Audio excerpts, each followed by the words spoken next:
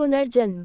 एक बार की बात है कि एक नौजवान अपना घर और देश छोड़कर एक अकेली जगह जंगल में ध्यान करने चला गया। वहां उसने 12 साल लगाए, जिनमें उसने न तो कुछ खाया और न ही कुछ पिया। जब उसको लगा कि उसने अपना ध्यान पूरा कर लिया तो उसकी इच्छा हुई कि वो एक शहर जाए जो वहां से 5 मील की दूरी पर था। ऐसा सोचकर वह उस शहर की तरफ चल दिया। रास्ते में वह थकान की वजह से एक पेड़ के नीचे बैठकर सुस्ताने लगा। जब वह वहां बैठकर सुस्ता रहा था तो वहां एक कौवा आया और उसके ऊपर वाली शाख पर आकर बैठ गया। वहां से उसने कुछ नींबू उसके सिर पर गिरा दिए। ये देखकर वह नौजवान बहुत नाराज हुआ। नाराजी से उसने कौवे की तरफ देखा तो वह कौवा मर गया।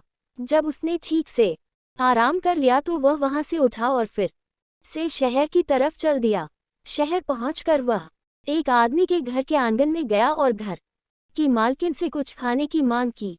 एक स्त्री ने एक खिड़की से झांककर उसको अंदर आने के लिए कहा और तब तक उसको इंतजार करने के लिए कहा जब तक उसके पति घर आते हैं तभी वह उसको खाना दे पाएगी। वो नौजवान उसका ये जवाब सुनकर बहुत नाराज हुआ। वह उसको उसके इस जवाब पर छाप देने वाला था कि तभी वह स्त्री बोल पड़ी, ओ नौजवान, मैं कोई कौवा नहीं हूं जो तुम्हारी गुस्से से भरी नजर पड़ते ही मर जाऊंगी। अच्छा हो अगर तुम अंदर आ जाओ और मेरे पति के आने तक इंतजार करो। उस आदमी ने वैसा ही किया। वह अंदर चला गया और उसके पति का इंतजार करता हुआ वहां बैठ गया, पर वह ये सोचता रहा कि उस स्त्री को कौवे की घटना का पता कैसे चला। कुछ ही देर में घर का मालिक आ गया तो वह स्त्री उसके पैर धोने के लिए गर्म पानी ले आई। गर्म पानी से उसने अपने पति के पैर धोए, फिर उनको खाना खिलाया। उसके बाद उसने मेहमान को खाना दिया। जब उसने पेट भर कर खाना खा लिया तब उसने अपना खाना खाया। उसके बाद उसने अपने पति का बिस्तर लगाया। फिर जब वह अपने बिस्तर पर लेट रहा था तब उसने उसके पैर धोए। सचमुच में वह एक आदर्श पत्नी थी, ऐसा उस साधु को लगा जो अब तक ये सब देख रहा था, पर बोला कुछ नहीं था। जब वह अपने पति के पैर धो रही थी तो उसने अपने पति से कहा, मुझे कोई कहानी सुनाओ। आदमी राजी हो गया और उसने एक कहानी सुनानी शुरू की। बहुत पुराने समय की बात है कि एक समय में एक ब्राह्मण रहता था। वह बहुत साल तक मरे हुओं की बाद की दशा जानने की इच्छा में प्रार्थना करता रहा। आखिर देवता उसकी प्रार्थना से खुश हुए और एक दिन जब वह सुबह का अपना नहाना धोना कर रहा था कि उसकी आत्मा उसका शरीर छोड़कर एक बच्चे में चली गई जो एक चमार का बच्चा था। बच्चा बड़ा होता गया। उसने अपने पिता का काम धंधा सीख लिया। फिर उसकी शादी हो गई और उसके कई बच्चे हो गए। तभी अचानक उसको अपनी ऊंची जाति की याद आई तो वह सब कुछ छोड़कर किसी दूसरे देश चला गया। जैसे कि वह वहां पहुंचा तो उस देश का राजा मर गया। वहां उस राजा का कोई और वारिस नहीं था जिसको वे लोग राजा की गद्दी पर बिठा सकते।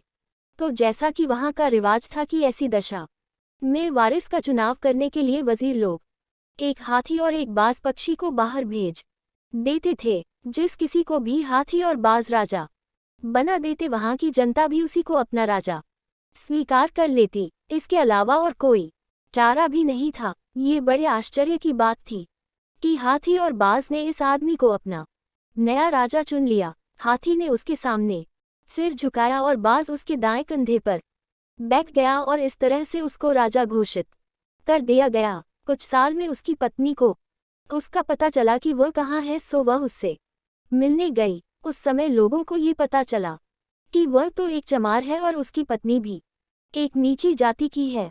ये जानकर लोग चिंता में पड़ गए। उनमें से कुछ तो वहां से भाग गए, कुछ भारी तप करने चले गए, कुछ लोग जल कर मर गए कि कहीं ऐसा न हो कि उन्हें अपने धर्म की पूजा न करने दी जाए।